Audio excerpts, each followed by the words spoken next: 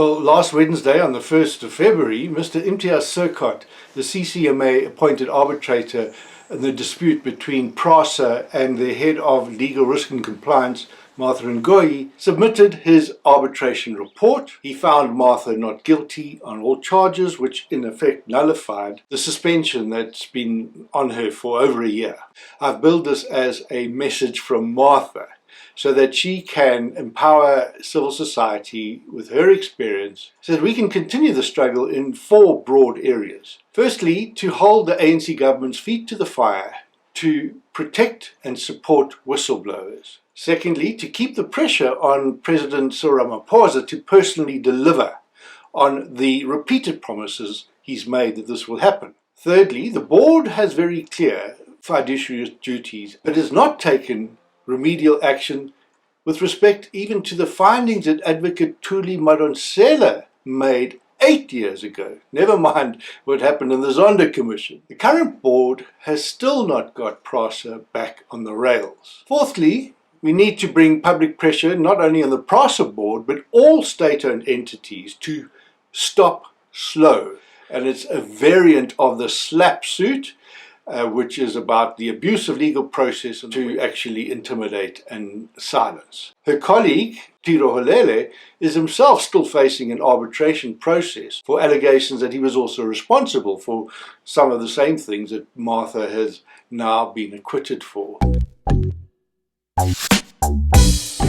Just to give some framing, I have been so looking forward to engage with Martha in the public forum, because over the past year, for the duration of her CCMA arbitration hearing, by consent of the parties, I was allowed to be present at the proceedings to support Martha and to be a fair witness, as well as, in fact, to her colleague Tiro Holele, who's also still facing his arbitration hearing.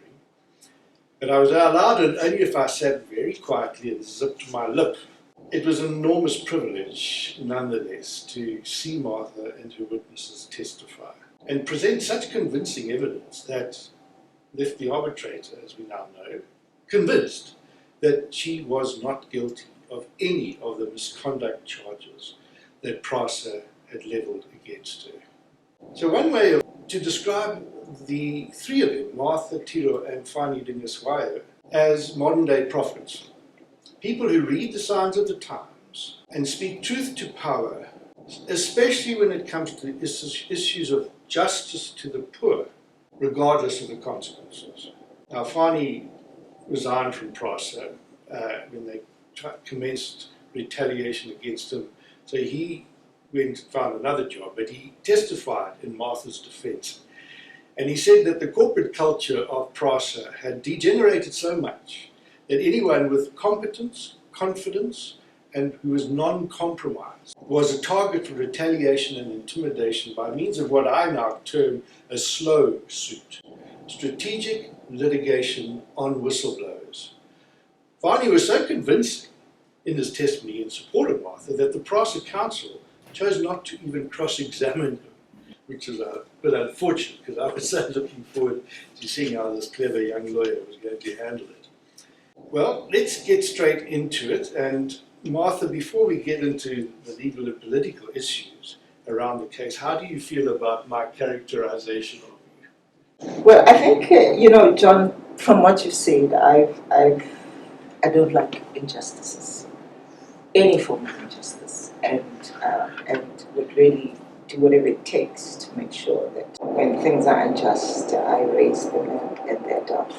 And I will go and defend those people who I feel that have been treated badly. That's who I am. That's been my motto in life. And anybody that has worked for me or with me would know that about me.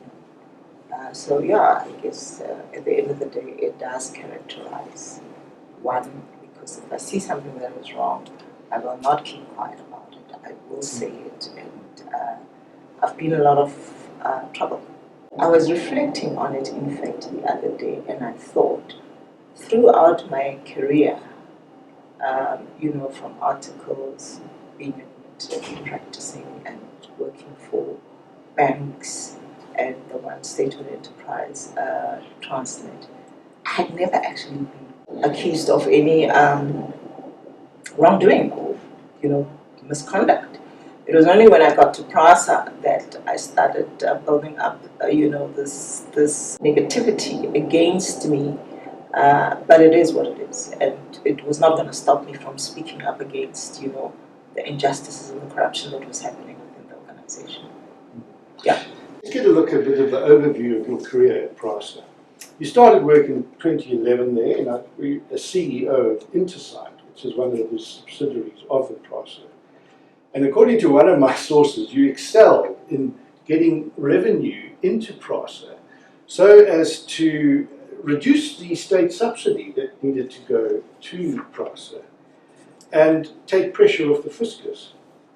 Now, my source said that the now disgraced former group CEO, Lucky Montana, was rather delighted that you were being so successful there, but then very unhappy because you wouldn't let that revenue go into, shall we say, allegedly corrupt patronage networks. And you insisted on making sure that this was in the public interest.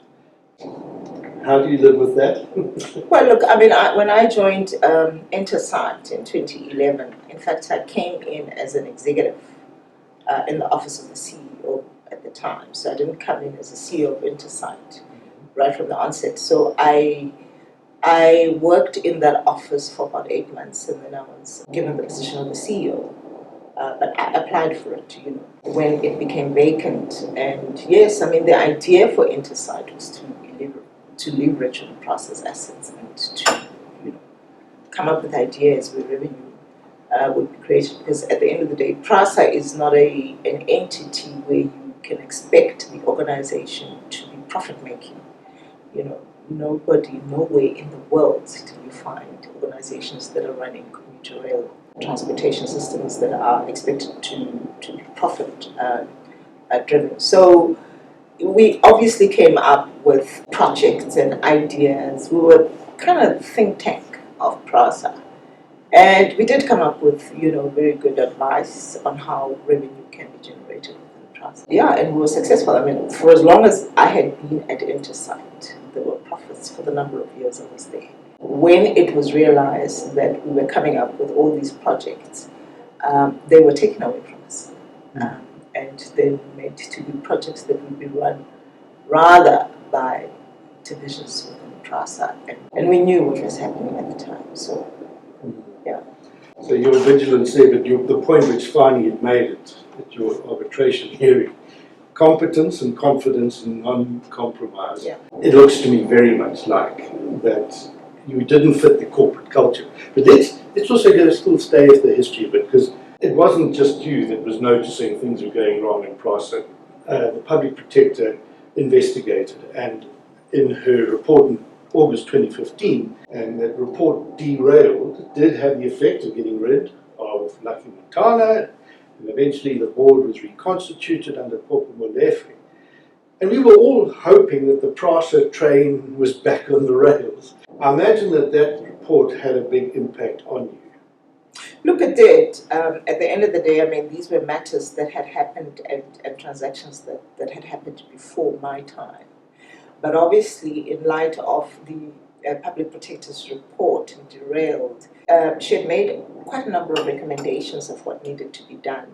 That also coincided with the Auditor General's report, that gave Prasa a very bad, outcome of, us having, with something like 550 million was identified of irregular expenditure within Prasa. So what that meant is that the Prasa board at the time, which was new, Maya Popo Molefe, then decided, obviously to take the report of the Public Protector together with the report of the Auditor General and conduct this forensic investigation. It was very unfortunate, I think, for me, because at the time, even though one had been, instrumental in quite a number of matters where we identified wrongdoing within Prasa, especially when I went to the legal function, that when this particular investigation was done, the board, I guess, did not trust, everybody at Prasa, and therefore we were not necessarily consulted, when certain decisions were made. I look back and I say, perhaps had things been done differently at the time, one would probably not have had to suffer, as much as one suffered post that particular investigation, because our names were in affidavits. We were not given an opportunity to even talk to what was contained in the affidavits about us, which led to some of the charges that one had to deal with. It was most unfortunate, but again, one was vindicated at the end of the day. But it was very hard. It's been traumatic since 2014, actually. To date, one has been dealing with all these issues. But you did have the support of Paul Molefe when he was the chair of the board, and then he was redeployed, and it seems that was when there was a fight back where you and finally Degas Wai and Tirolelo were targeted. Looking back now, and for the benefit of those who face similar situations in their organisation, what do you now recognise to be some of the early warning signs that they were going to go after you? Oh man, I knew, John. It has always been there. I mean, I knew I was a problem child within the organisation. So this was not new. It hadn't only just started now, the current board. I mean, I don't know how many times I've been suspended at Prasa. Every time I raise something, that is obviously not favoured by those that are in power, I would either be put on special leave, I'd be suspended. And then the interesting part with my journey is that every time I was basically attacked, for lack of a better word, by the organization, they ran to the media. So they defamed me in the media. So this board was not the only first board that defamed me in the media. The Kainisile Goyama board also did the same thing, and it's always, I guess, this thing of saying, gosh, she is a group executive of legal risk and compliance. And I guess that what I figured out was that the level of honesty and so on is required from me, that at the end of the day it was important for them to basically attack my character and show that I'm not an honest person when they knew what they were doing. So for me, it's been coming for a long time, and this was very clear also because just before this particular board, the administrator was in charge, and we had given an opinion that said the administrator's appointment was unlawful. We were attacked on that, and it was said that our lives must be made difficult. So at the end of the day, it was a thing that was coming. So effectively, when the new board came into place, they just basically effected what the administrator could not carry out during his tenure.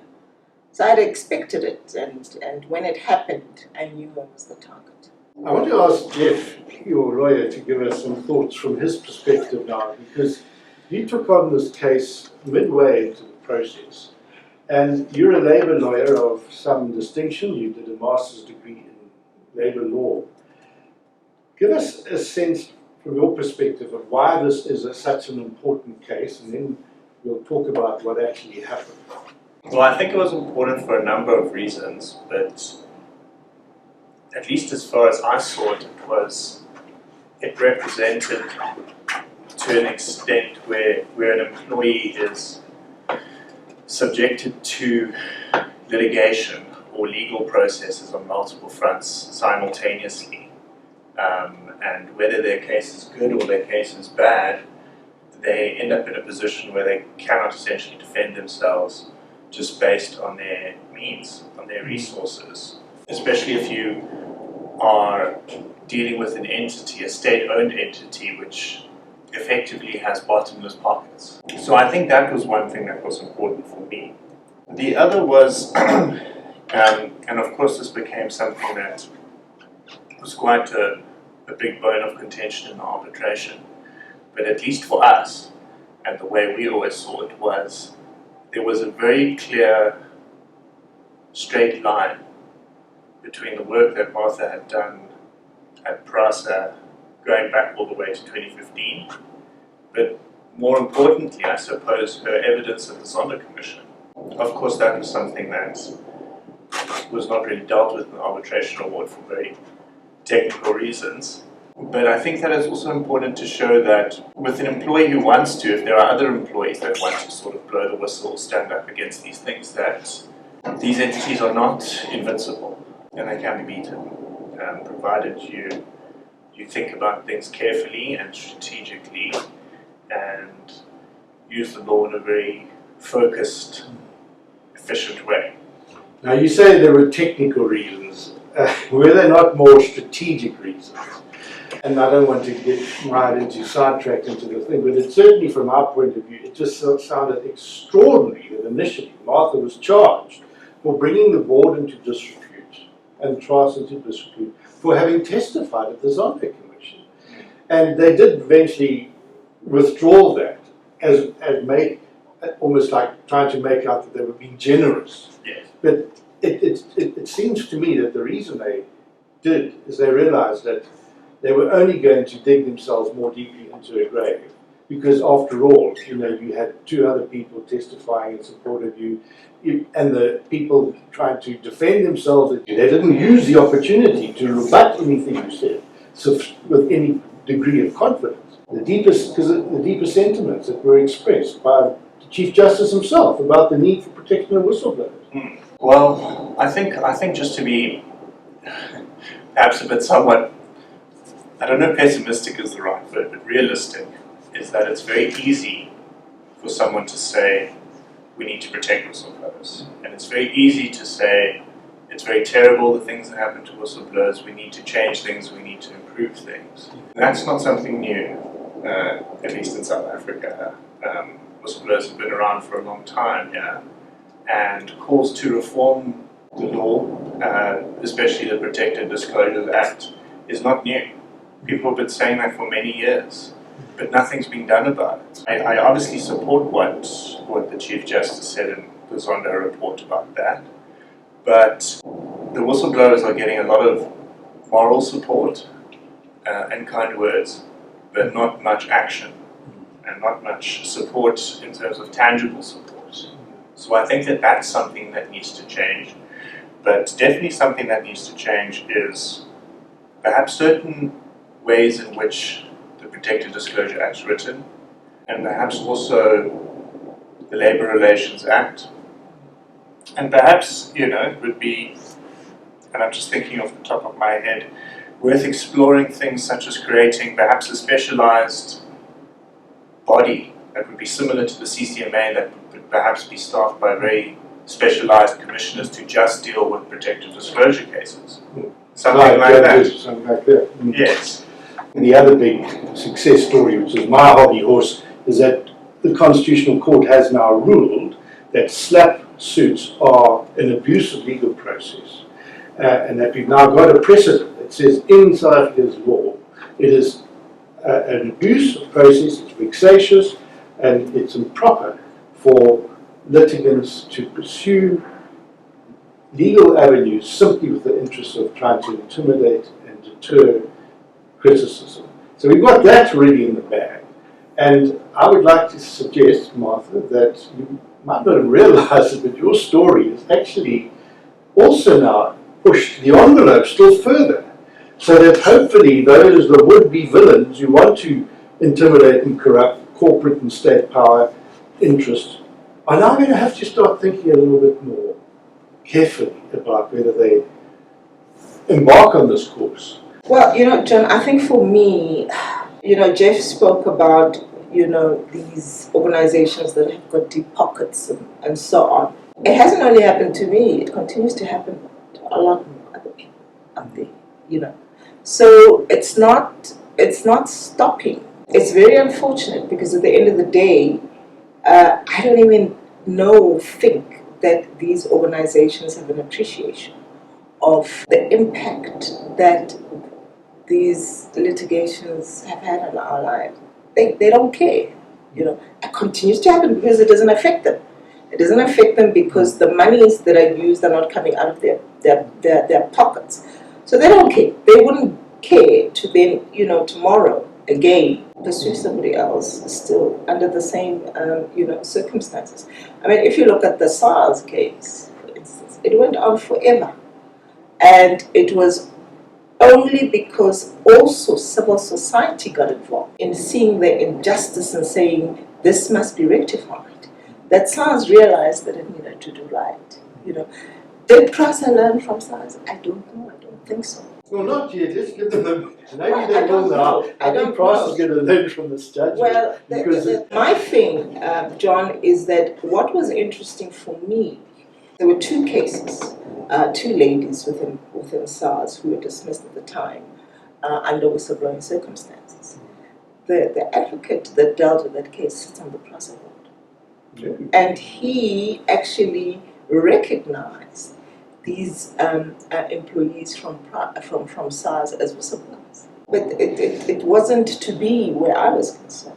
So I guess it is what it is. I mean, I enjoyed, Mr. Imtiaz Sirkott's facilitation or arbitration process, and I saw he was fair.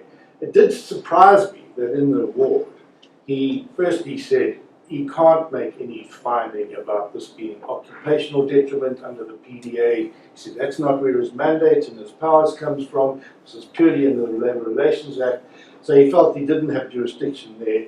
And then he also, something which really surprised me, is he didn't make a costs award. So it meant that you're now still liable for your legal bills. And he said to Prasa that they had a reasonable apprehension that there was some possible wrongdoing, and therefore management mustn't be constrained by these sorts of things, and the taxpayers would pay for it anyway. So the best I can say, I think what was happening there is that hopefully Prasa is going to be less likely to appeal, and they're going to have to look for another strategy. So maybe tactically that was the right thing. But at the same time, there's no way from somebody who's working with whistleblowers on a daily basis that I can rest peacefully knowing that this sort of punitive, it's actually effectively punitive costs awards are.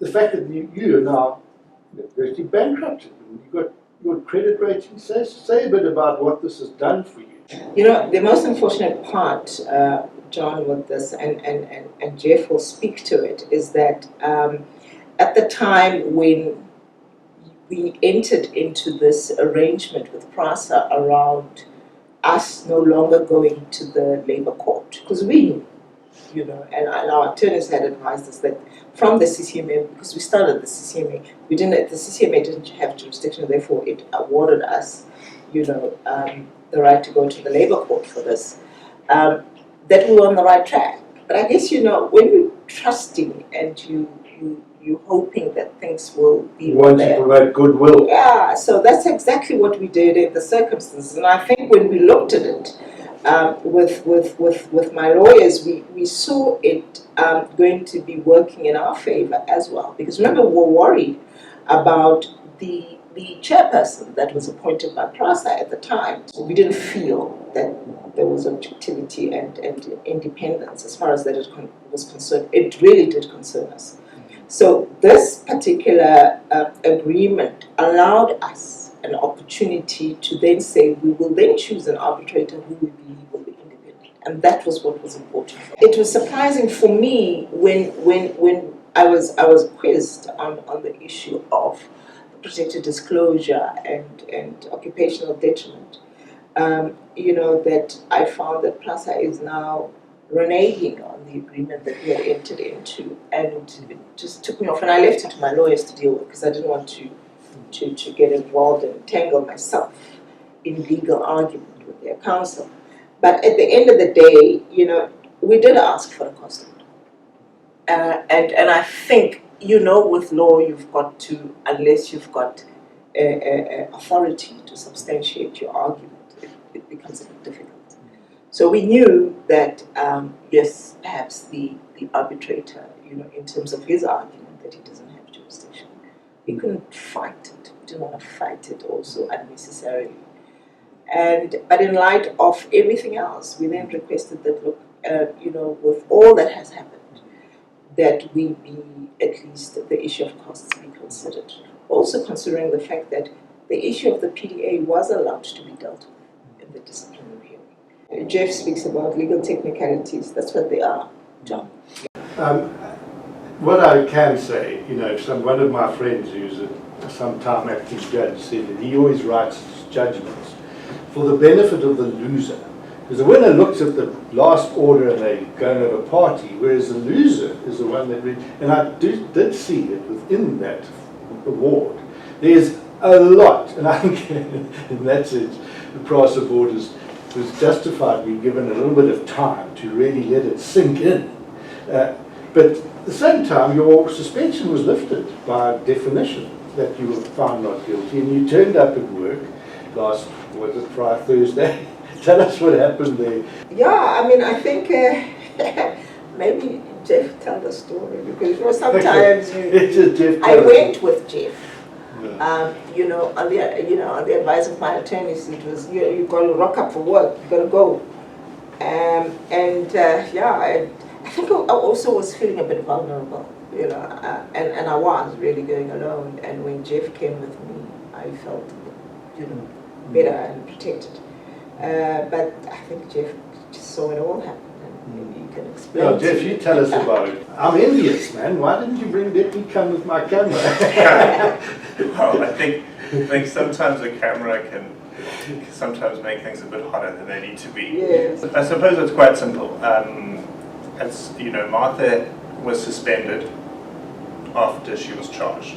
Now, in law, you can suspend someone pending the outcome of a disciplinary hearing, provided that you're suspended on full pay. In short, I mean, that's really just it. So that's what happened. Of course, now Martha was cleared of the charges. So as far as we say, there exists no more reason for her to remain suspended. In fact, her suspension has fallen away.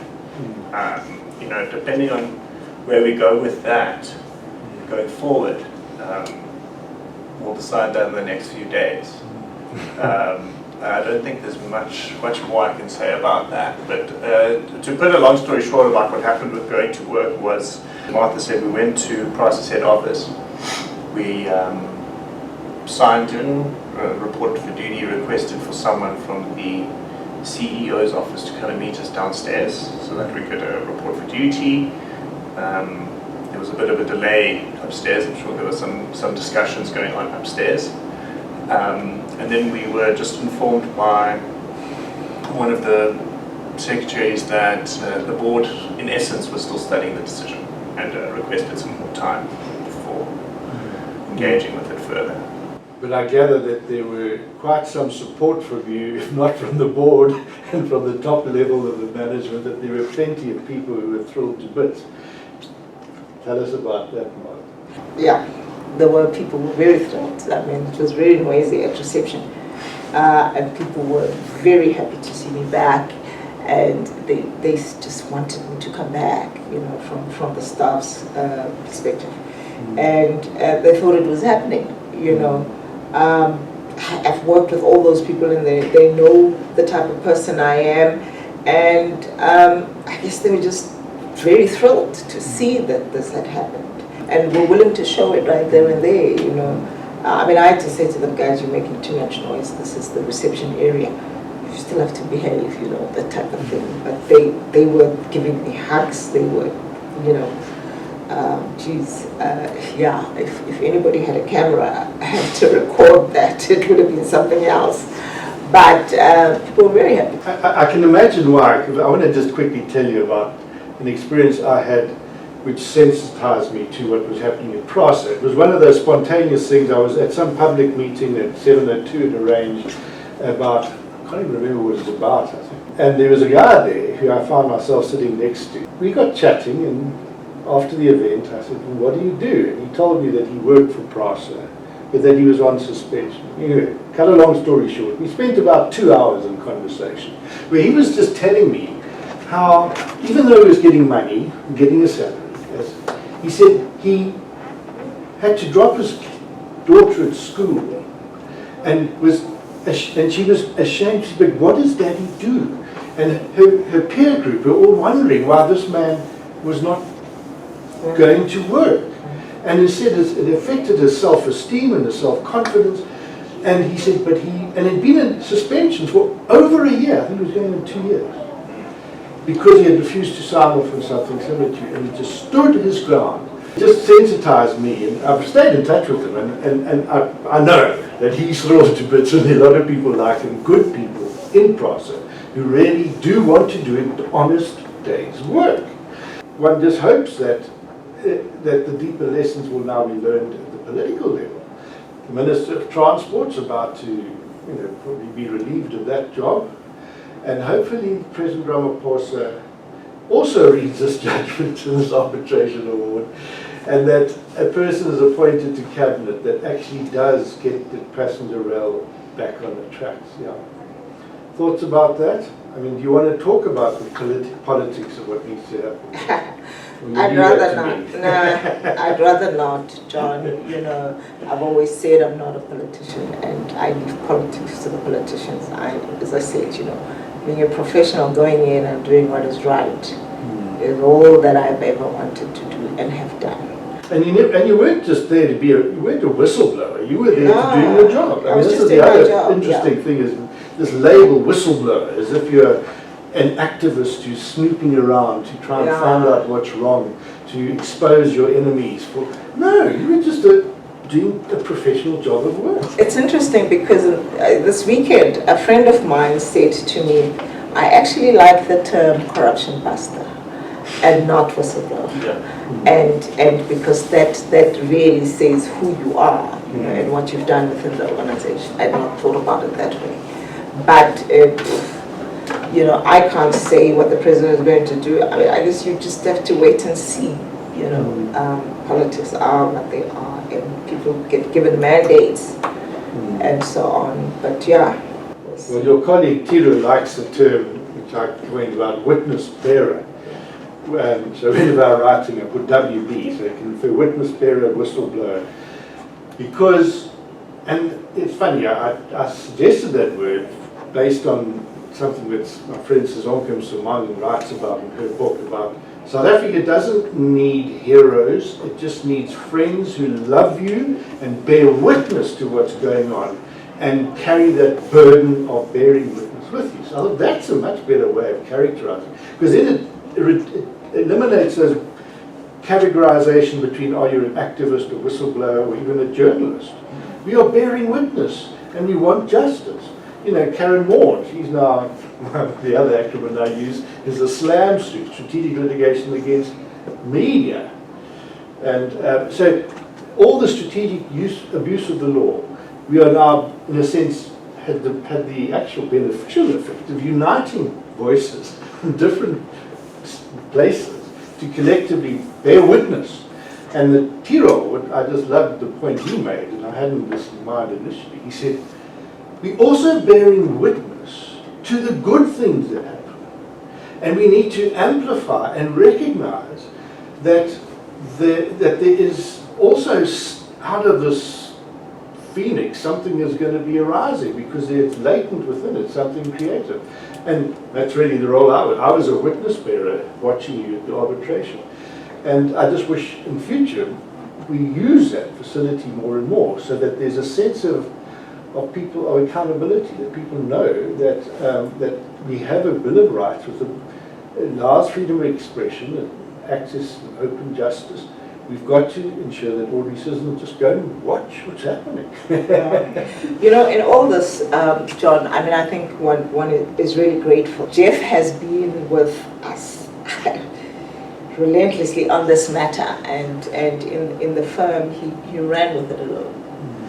It was a lot of work. It was a lot of documentation. It was just too much. He kept with us, I did say that, initially before Geoff, we had another law firm that was working with us, but they couldn't carry through, because obviously of the issues of costs and so on. So we are really indebted, to the work that is ongoing. It's still ongoing, because as far as I know is that the war is not over, but one is grateful for the battles that one has won, and one would not have done it alone. So, yeah. What is the larger war, and when will the war be over? Let's ask. Come on, Geoff, you're a young man, you've got your whole career ahead of you. Sure, when will the war be over? I think you don't want to live your career in perpetual animosity and It's kind of like asking how long is a piece of string, to be honest. I guess it depends. I think it's hard to answer that question, but I think the one thing that we can say is that I think a huge fight has been won. Yes. A huge battle has been won. And I think it was one of the main battles. For me, one of the main things was always to clear Martha's name. Yeah. And we've achieved that. And I'm just talking generally, that often when, and I agree with I think corruption buster is a better phrase than whistleblower. I think what often happens when someone is a corruption buster or whistleblower or whatever it may be, and they are subject to ongoing proceedings, if someone wants to discredit them, or say that they shouldn't be taken seriously, or they lack integrity, or they lack honesty, or whatever, we will always say, yes, this person is saying these things because they have an axe to grind, because they are being subjected to a disciplinary process where they're being scrutinized for having allegedly done very serious things, very bad things. So I think the fact that we've achieved that and we've won that now, those kinds of attacks can't be taken, not that they could have ever been taken seriously, but now that is now off the table, which I think is a very important thing for us to win. There's also other matters that we're dealing with Martha. I mean, there's a summons in the High Court, which is still ongoing. That summons, that's for you supposedly being responsible for misappropriation or misuse of 47 million. What's it? Tell us quickly about that. No, look, I mean, initially when the media articles went out, the amount was 58 million, John, and I've gone through this for so long now. I mean, even the Hawks investigated me on this. I actually sometimes tend to forget what is it that I actually did, because the story changes, depending on who was telling the story at the time. Then what became interesting is that whilst I'm on suspension and or fired, the award in relation to this particular matter, where when you've got claiming damages, you've got to prove them. So we could only prove 45 million rands and not the 58 million rands that they took. So it reduced from the 58 to the 45, and then it was what was obviously now the focus. And the award is there that Prasa has won this matter. But again, it was then, now that I have been sued for the very same 45 million rand, because of whatever the accusations were against me. And what is interesting is that Prasa's own process has cleared me of this. But Geoff can talk to the legalese of that you don't have to go through all this, John. And when you think about the fact that there is a board that is involved, there are people, there's the accounting authority. I'm not the accounting authority of Prasa. Some of these decisions, and if anybody needed to label any accusation, would not necessarily be against me, the accounting authority. But be that as it may, it is what it is. So I'm sued now for this 45 million rand. I didn't get 45 million rands from Prasa, but my lawyers have to deal with particular action. And Prasa has got somebody who received this amount of money, but they're not going against that person, they're going against me. And that certainly doesn't show any evidence from what I know of you that you've got it stashed away somewhere. Imagine. So this is what's ridiculous. So firstly you go and look at the change in lifestyle, things like that, and see where the money's gone, and get the asset forfeiture unit onto you if you've done it. I mean, why not? No, but as I say, the Hawks investigated. They couldn't find anything. Right. So, but it is there. It is. What is it now? A pre-trial. We're dealing with it. It's got to be dealt with, because otherwise this judgment will be taken against. I don't have 45 million rands. Gosh. There's a conference happening in Cape Town at the moment on corruption busting. Yeah. And there's a whole, I think everybody's attention is focused on that one, and I would like to have been there too. lastly, just to say from my point of view, my appreciation, because when I got involved as a social worker 40 years ago, it was always with a vision that within our constitution was eventually realised. I worked as a social worker in the whole of the 80s, before we had the new constitution. So I know what it's like living under a regime which doesn't have a Bill of Rights, which doesn't have civil liberties, freedom of expression and freedom of the press. We've not got that. And what's really been very satisfying, that although South Africa has gone in a downward trajectory in many ways, from an arms deal and that, I actually personally am beginning to feel that there is something rising, and that thanks to the courts, that the judiciary has actually held the line in many ways. You mentioned that defamation SLAPP suit, which myself and 5 others have had to endure, which we've now successfully got a judgment that's in our favour.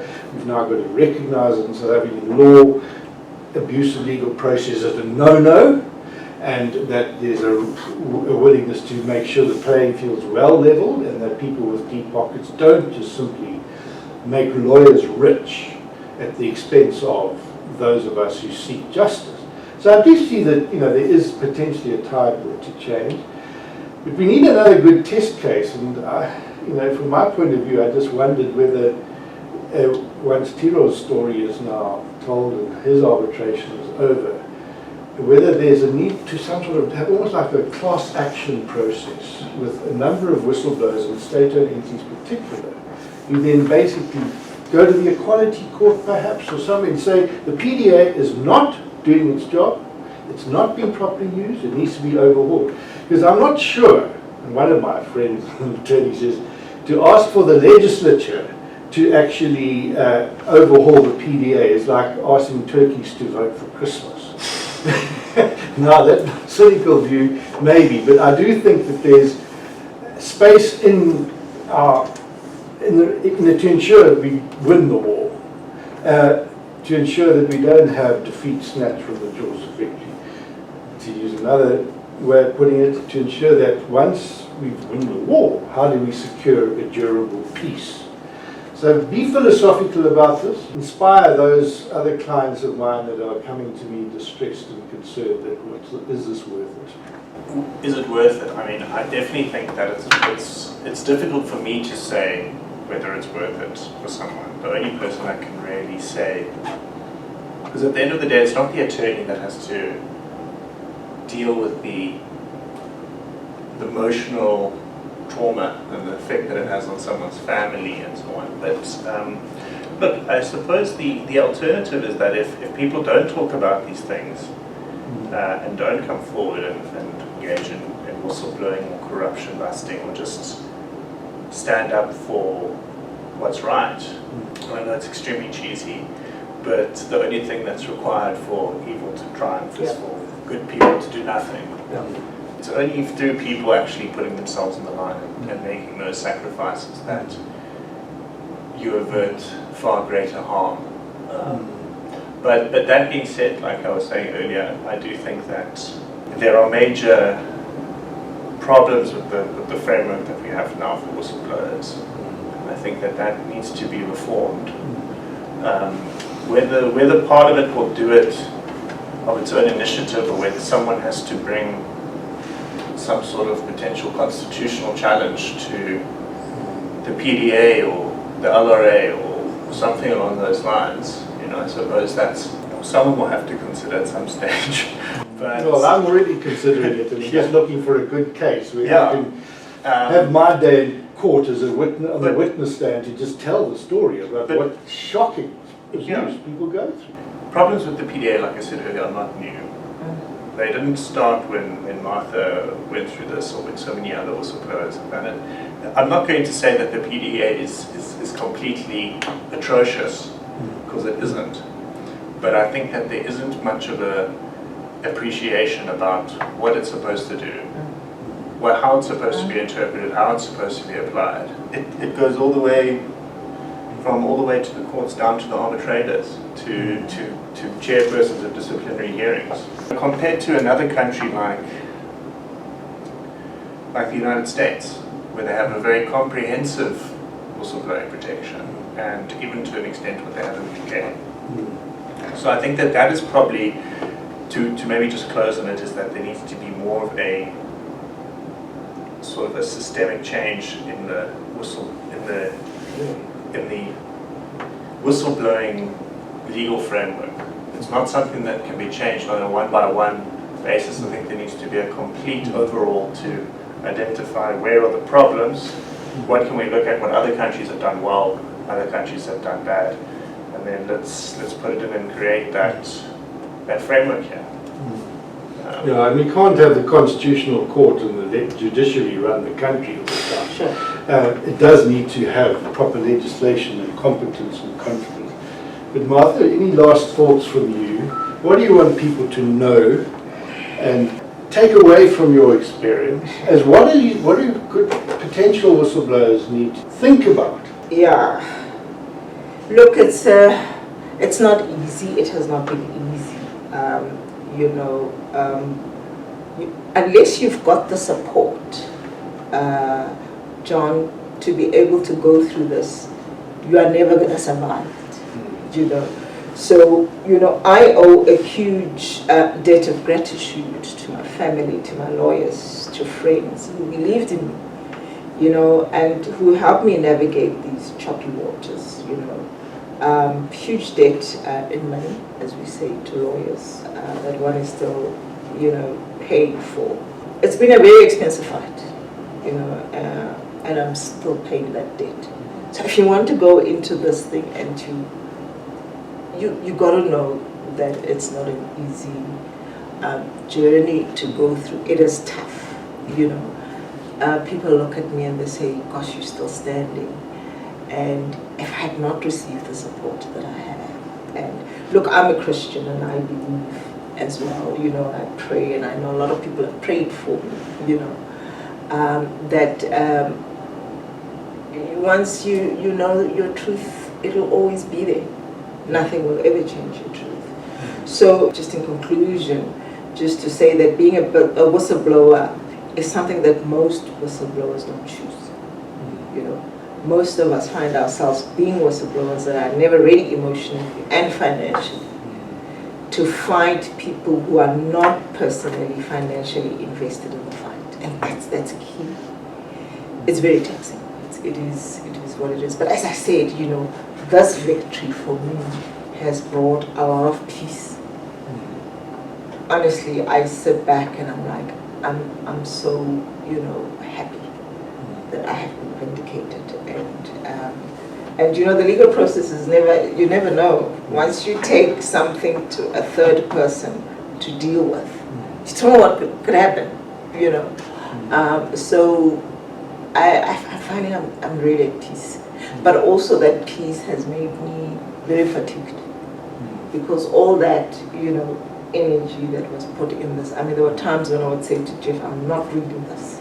I'm not reading it because it would evoke all sorts of emotions in me and depression and stuff like that. I would rather not read it, and I'm happy that, my lawyers understood and they realized the impact that this negativity had on me, and they allowed it to happen. Where I needed to do it, they would tell me, no, this one you need to do, and I would have to go into it. But it's a long journey, it's a tough one. But once you know your truth, there's one thing about the truth, it is what it is. You don't have to remember, what it is that you said. It just becomes obvious. Good. Well, let me just say in closing, I'm so grateful to have people like you, because people say, oh, John's doing all this wonderful work with whistleblowers, and all I do is introduce them to each other. My YouTube channel is currently the only revenue stream to help me in my support to whistleblowers. So share this link, encourage your friends to watch it. Thank you.